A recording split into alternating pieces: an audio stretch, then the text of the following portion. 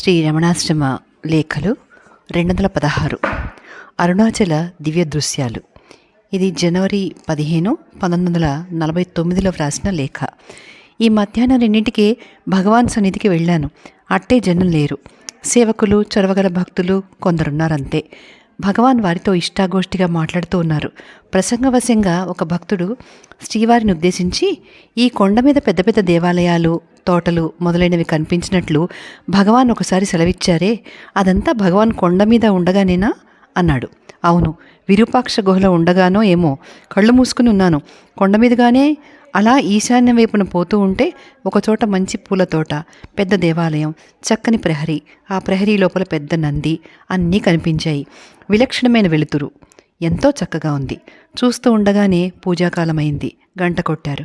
వెంటనే కళ్ళు తెరిచాను అన్నారు భగవాన్. ఒక పెద్ద గుహ ఉన్నట్టు భగవాన్ ఎప్పుడో చెప్పారు కదా అన్నారా భక్తులు.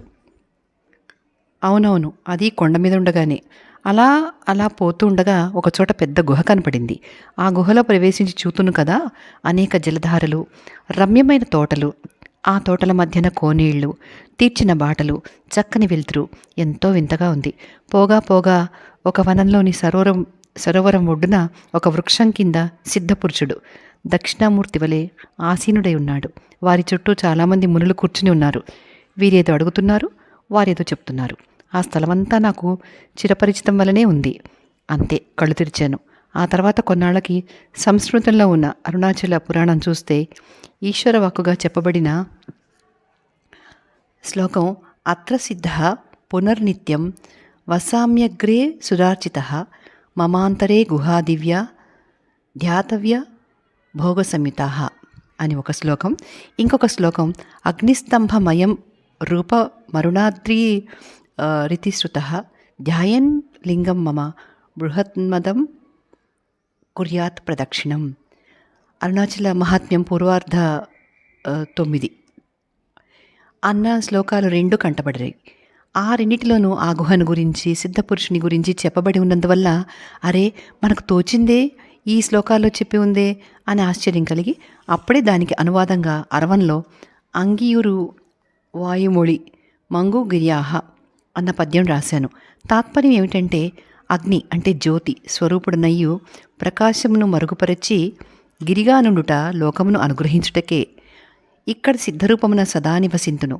నాలో పొంగి అంటే వెల్లివిరిసి వెలుగు గుహ బహుభోగ సమన్వితమై యుండుట నీలో నెరుంగుము అని భావం. అందుకు అనుగుణ్యంగా ఆ మధ్య అన్నామల దేవాలయానికి జీర్ణోద్ధారణ జరిగినప్పుడు గర్భగుడికి లో వరుసన పెద్ద సొరంగం కనిపించిందని, ఆ సొరంగం ఎక్కడి దాకా ఉందో చూద్దామని కొందరు అందు ప్రవేశించి చూచి అది అరుణాచల అంతర్భాగానికి పోయిందని తెలుసుకుని ముందుకు పోలేక తిరిగి వచ్చారని తెలిసింది. ఓహో, మనకు తోచింది పురాణంలో చెప్పింది నిజమే సుమా, ఇదే ఆ గుహా మార్గమని అనుకున్నాను. ఆ గుహలో నుంచి సిద్ధపురుషులు రాత్రికి రాత్రి వచ్చి ఈశ్వరుని సేవించి వెళుతూ ఉంటారని ప్రతీతి. అంతవరకెందుకు, ఈ మధ్య ఇక్కడే అటువంటివి గోచరించినవి. కొండకు వెళదామని వెళుతూ ఉంటే అదుగో ఆ మెట్లు దిగేసరికి అదొక రాజధాని వలె పెద్ద పెద్ద మేడలు, తీర్చినట్లున్న రాజమార్గాలు, మంచి వెళుతురు. అంతా ఒక పట్టణ ప్రవేశం వలనే ఉంది. ఒకచోట మీటింగ్ జరుగుతూ ఉంది. చాడ్విక్ కూడానే ఉన్నాడు. అతను, భగవాన్ ఇదంతా ఇంత ప్రత్యక్షంగా ఉంది కదా, దీని స్వప్నం అంటే ఎవరు నమ్మగలరు అని అడుగుతాడు. పైగా అంతా ఇప్పుడు జరుగుతున్నట్లే ఉంది. అంతలో కళ్ళు తెరిచాను అని సెలవిచ్చారు భగవాన్. ఇదంతా నిజంగా స్వప్నమేనా అన్నారు ఒక భక్తులు. ఏమో, స్వప్నమో ఏదో, ఏది నిజం అని సెలవిచ్చి మౌనం వహించారు భగవాన్. ఇట్లు సోదరి. 217వ లేఖ, పెద్ద ఆత్మ. ఇది 16 జనవరి 1949 సూర్యనాగమ్మ గారు వ్రాసిన లేఖ. దాదాపు 10 రోజుల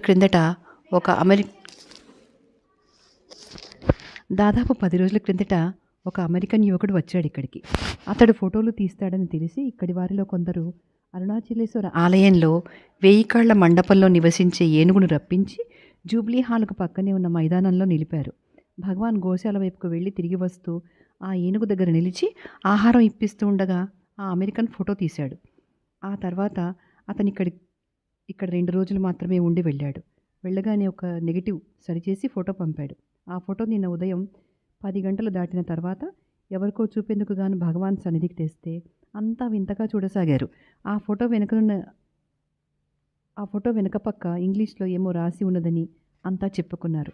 నాకది అర్థం కాక ఏమని రాశారు అన్నాను మెల్లగా. భగవాన్ నవ్వుతూ ఏమీ లేదు. శరీరాన్ని ఎరుగని పెద్ద ఆత్మ, ఆత్మని ఎరుగని పెద్ద శరీరము ఒకే స్థలంలో ఉన్నవి అని రాశారు అని చెప్పారు. అంటే వారి అభిప్రాయం ఏమిటో అన్నాను. ఏమున్నది, ఆ ఏనుగు అంత శరీరం ఉన్నా ఆత్మనిరుగదు. ఆ కారణం వల్ల ఆహారం ఏదిచ్చినా ఎంత ఇచ్చినా చాలక ఘీంకార శబ్దం చేస్తూ నిలిచింది. అందువలనో ఏమో అది ఆత్మనిరుగని పెద్ద శరీరమట. నేను తూలుతూ ఎలాగో నిలబడ్డాను కదా, అందువలన ఏమో శరీరాన్ని ఎరుగని పెద్ద ఆత్మనట. ఇదే వారి అభిప్రాయం ఉండవచ్చును అన్నారు భగవాన్. అవును, అది నిజమే. భగవాన్ ఎప్పుడు శరీరాన్ని అంటనట్లే ఉంటారు కదా అన్నారు ఒక భక్తులు. భగవాన్ చిరునవ్వుతో అదే అదే మద్రాసు మ్యూజియంలోని దక్షిణామూర్తి విగ్రహం వలె ఉన్నానని చింతా దీక్షితులు రాశాడు. సౌరీస్ సెల్యులాయిడ్ బొమ్మలా ఉన్నానని రాసింది. ఏదో ఒకటి అని సెలవిచ్చారు. జడభరతుడు కూడా ఎప్పుడూ శరీరాన్ని అంటకుండా ఉన్నట్లే ఉండేవారు కాబోలు అన్నారు ఆ భక్తులు. అవునవును అన్నారు భగవాన్. అయితే వారు శరీరాన్ని ఎరగని పెద్ద ఆత్మగా ఉండడం వల్లనేనా జడభరతుడు అన్న పేరు వచ్చింది అన్నారు ఆ భక్తులు. కాక మరేమి, జడం వలె పడి ఉన్నారని అర్థం. శరీరాన్ని లక్ష్యం చేయని ఆత్మస్వరూపులన్నమాట అని సెలవిచ్చారు భగవాన్.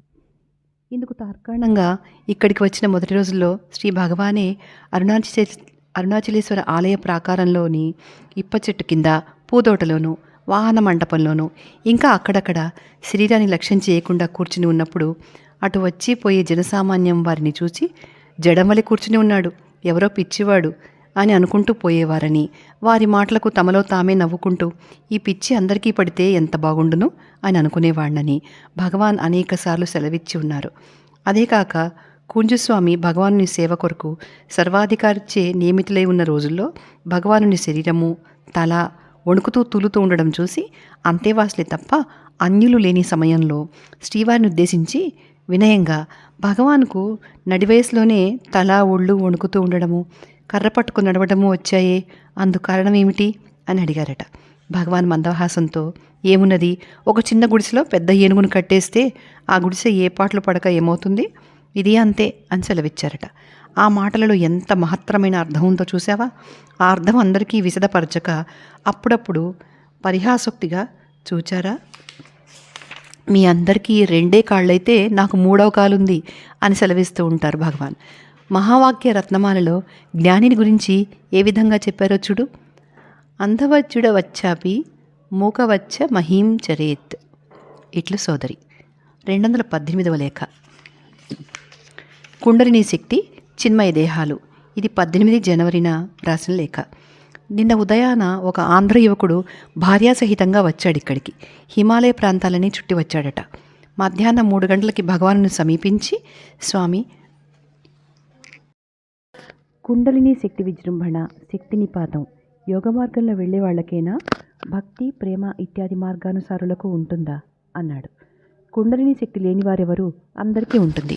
ఆ శక్తి యొక్క యథార్థ స్వరూపం తెలుసుకున్నప్పుడు దానినే అఖండాకార వృత్తి అని, అహంస్మరణమని అంటారు. ఏ మార్గానుసారులకైనా కుండలిని శక్తి నిపాతం ఉండనే ఉంది. పేరొకటే భేదం అన్నారు భగవాన్. ఆ శక్తి 5 ముఖముల లేస్తుందని, 10 ముఖములు లేస్తుందని, 100 ముఖములు లేస్తుందని, 1000 ముఖములని అంటారే, ఏది నిజం? 5, 10, 100, 1000 అన్నారా పృచ్ఛకులు. శక్తి ఏకముఖమేనండి. ఇన్ని ముఖముల విజృంభించడం అంటే అది భావనయే కదా. శక్తి ఒకటే అని సెలవిచ్చారు భగవాన్. ఆత్మ నిరుంగుటకు అనాహతంలో దృష్టి నిలపాలని కొందరు, సహస్రారంలో అని కొందరు, మూలాధారంలో అని కొందరు అంటారే, ఏది ముఖ్యం అని మళ్ళీ ప్రశ్న. అన్నీ ముఖ్యమే. ఆత్మ అంతటా ఉంది. మూలాధారంలో చూడాలని కొందరు, అనాహతంలో అని కొందరు, సహస్రారంలో అని కొందరు అంటారు. ఏదైనా ఒకటే, కానీ అన్నిటికీ ఉత్పత్తి లయస్థానం అనాహతమే కదా అన్నారు భగవాన్. అయితే జ్ఞాని అయిన వాడు తానేగిన మార్గానుసారమే కాక ఇతర మార్గానువర్తులకును సహాయం చేయగలడా అన్నారా పృచ్ఛకులు. ఆహా, తప్పకుండా. ఏ మార్గంలోని వారికైనా సహాయం చేయగలరు. ఎందుకంటే ఈ కొండ ఉందనుకో, పైకి ఎక్కేందుకు ఎన్నో మార్గాలు, తానెక్కిన తోవనే రమ్మంటే ఒకరికి నచ్చవచ్చు, ఇంకొకరికి నచ్చకపోవచ్చు. నచ్చని వారిని అటే రమ్మంటే రాలేరు. అందువల్ల ఏ దోవను అనుసరించిన వారికి ఆ దోవనే పైకి వచ్చేందుకు సహాయం చేస్తారు. మార్గమధ్యంలో ఉన్న వారికి ఇంకొక దారిలోని మంచి చెడ్డలు తెలియవు. కానీ శిఖరమెక్కి కూర్చున్న వారికి అన్ని దోవలు కనిపిస్తూనే ఉంటాయి. ఇలా తప్పుకో బాబు, అలా రా నాయనా అని చెప్పి చూపగలరు. అందరికీ గమ్యస్థానం ఒకటే కదా అని సెలవిచ్చారు భగవాన్. ఆ యువకుడు భగవాన్ సెలవిచ్చిన వాటికి సంతృప్తి పడక ఈ ఉదయాన మళ్ళీ కుండలిని శక్తి ఆ విధంగా లేస్తుంది, ఈ విధంగా లేస్తుంది అంటూ అడగడం మొదలుపెట్టాడు. భగవాన్ విననట్లుంటే వారు అదే పనిగా అడిగారు. నాకు ఆ మార్గాలేం తెలుసండి, తెలిసిన వారిని అడగండి అన్నారు భగవాన్.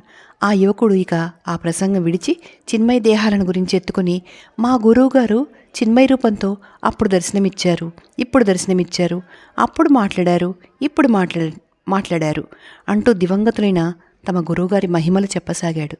భగవాన్ పలక్కుండా ఊరుకున్నారు. కొంతసేపు అలాగే గడిచింది. కడకు ఆ యువకుడు, కృష్ణుడు చిన్మయ దేహంతో ఇప్పటికీ ఉన్నాడంటారు, నిజమే కదా అన్నాడు. భగవాన్ సావధానులై, చిన్మయ దేహం అంటే శరీరాన్ని బట్టే చెప్పేది, చిన్మయం అంటే చిత్ ప్రకాశం అన్నమాట. ఆ ప్రకాశం ఎప్పుడూ ఉండేదే. అహమాత్మా గుడాకేశ సర్వభూతాశయ స్థిత అహమాదిశ్చ మధ్యంచ భూతానామంతయవచ అంటే ఈ స్థూల రూపంతోనే అందరి హృదయాల్లోనూ ఉన్నాడన్న అర్థం. అహంస్ఫురణ రూపంగా అందరి హృదయాల్లోనూ ఉన్నాడన్నమాట. ఆ అహంస్ఫురణకే చిత్ ప్రకాశమని చిన్మయమని పేర్లు అని సెలవిచ్చారు. ఆ మహాపురుషుల శరీరాలకు కూడా ఆ విధంగానే చెప్తారా? వారి అంటే కృష్ణుడి శరీరం చిన్మయమై అలాగే ఉంటుందంటారే అన్నాడు యువకుడు. ఓహో, ఆ శరీరం అలాగే చిన్మయమై ఎక్కడో కూర్చుందనా అర్థం? ఈ లోకమంతా చిన్మయమే, అందుకే ఆ ఒక్క శరీరం మాత్రం చిన్మయమైనదా ఏమిటి? సాక్షాత్కారాలు ఇదే విధం. ఎక్కడి నుంచో ఇలా శరీరంతో దిగుతారట. సాక్షాత్తు సదా ఉండేదాన్ని వదిలి కారమట సాక్షాత్కారం అన్నారు భగవాన్. మా గురువుగారు లోకాన్ని ఉద్ధరించే మహాపురుషులు ఇక పుట్టగలరు అని సెలవిచ్చారు. వారెప్పుడు వస్తారో తాము చెప్పగలరా అన్నాడు అతను మళ్ళీ. భగవాన్ బదులు చెప్పలేదు. సమీపస్తులకు భక్తులకు రందుకుని, అయ్యా, ఎదురుగా కనపడుతున్న మహాపురుషులను చూస్తూ వారి తత్వం గ్రహించలేక మహాపురుషులు ఎప్పుడు వస్తారు అని వారినే ప్రశ్నిస్తారేమిటి? మీ గురువుగారిని అడగకపోయారా? చాలు, చిన్మయ దేహంతో ఉన్న మీ గురువుగారి వద్దకు వెళ్ళి అడగండి అంటూ ఎదిరించారు. ఆ యువకుడు అంతటితో అణిగిపోయి ప్రసంగం విరమించాడు. ఇట్లు సోదరి. ఈ వీడియోలో 218వ లేఖ పూర్తయింది.